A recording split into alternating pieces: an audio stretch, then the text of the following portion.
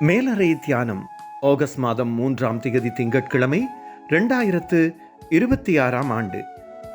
எழுதியிருப்பவர் Dixon ஒக்கோரவோர், அனம்பிரா மாகாணம், Nigeria. தலைப்பு அமர்ந்திருங்கள். வாசிக்க வேண்டிய வேதப்பகுதி 40ஆம் சங்கீதம் 1ஆம் வசனம் தொடங்கி 5ஆம் வசனம் வரை. இன்றைய நாளுக்குரிய தியான வசனம் 40ஆம் சங்கீதம் 1ஆம் வசனம்.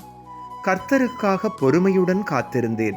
அவர் என்னிடமாய் சாய்ந்து என் கூப்பிடுதலை கேட்டார். திடீரென்று வேலையிலிருந்து நீக்கப்பட்டதால் குடும்பத்தின் தேவைகளை நிறைவேற்ற முடியாமல் கஷ்டப்பட்டேன். பொருட்கள் வாங்கிய கடனை செலுத்த முடியாமல் போனதால் எனது மதிப்பும் குறைந்தது. கவலை என்னை சூழ்ந்தது. அவற்றிற்கான தீர்வு உடனே கிடைக்க வேண்டும் என்று விரும்பினேன். ஒன்றும் செய்ய முடியாத நிலையில் ஜெபத்துக்கு திரும்பினேன். அந்த நேரத்தில் 37ஆம் சங்கீதம் 7ஆம் வசனத்தில் கர்த்தரை நோக்கி அமர்ந்து அவருக்கு காத்திரு என்ற வசனத்துக்கு வழி நடத்தப்பட்டேன். பொறுமையாக காத்திருப்பதா? முடியாது. ஆனால் எனது உள்ளுணர்வு முயன்று பார் என்று சொன்னது.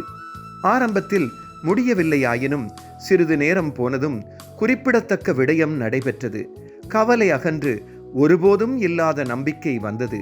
தினமும் 10 நிமிடங்கள் கடவுளுடன் தொடர்புபட அமைதியாயிருந்த பின்னர் மனதை ஒருமுகப்படுத்துவதற்காக எனது ஜெபத்தை எழுதினேன்.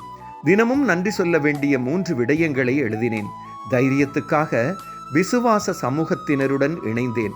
இந்த ஒழுங்குகள் சமாதானம், தெளிவு, வெற்றி ஆகியவற்றை தந்தன. கடவுளின் நேரத்தை நம்பவும் அதிகாரத்தை அவரிடமே கொடுக்கவும் சங்கீதங்கள் உதவின. காத்திருந்த நேரங்கள் நான் எதிர்பாராத வழிகளில் என்னை ஆயத்தப்படுத்தின. கடவுளின் வழிகள் மனிதனுடையவற்றிலும் பார்க்க சிறந்தவை. காத்திருப்பு எம்மை மாற்றும். பொறுமை புதுப்பித்து கடவுளை நம்புவதை ஆழமாக்கும். ஜெபம். அன்பான கடவுளே, எமது வாழ்வில் உங்கள் செயல்களை கண்டுகொள்ள உதவி செய்யுங்கள். இயேசுவின் நாமத்தில் ஆமேன். இன்றைய நாளுக்குரிய சிந்தனை. அமர்ந்திருந்து கடவுளை நம்புவதற்கு ஆவிக்குரிய ஒழுங்குகள் எனக்கு உதவி செய்கின்றன. கர்த்தருடைய அன்பும் இரக்கமும் அவர் தரும் பாதுகாப்பும் இந்த நாளில் உங்கள் அனைவரோடும் கூட இருப்பதாக.